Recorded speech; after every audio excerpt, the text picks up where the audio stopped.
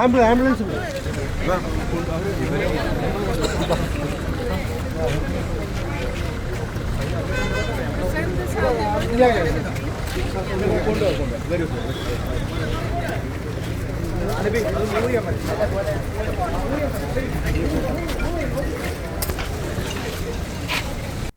കരിപ്പൂർ വിമാനത്താവളത്തിൽ നിന്ന് കൽപ്പറ്റയിലേക്കുള്ള യാത്രാമധ്യേ വഴിയിലുണ്ടായ കാർ അപകടം കണ്ട് വാഹനവ്യൂഹം നിർത്തി പ്രിയങ്ക ഗാന്ധി എം പി. വാഹനവ്യൂഹത്തിലെ ഡോക്ടറെ വരുത്തി പരിക്കേറ്റവരെ പരിശോധിച്ച ശേഷം ആംബുലൻസിൽ ആശുപത്രിയിലെത്തിക്കാൻ നിർദ്ദേശം നൽകിയാണ് പ്രിയങ്ക ഗാന്ധി യാത്ര തുടർന്നത്.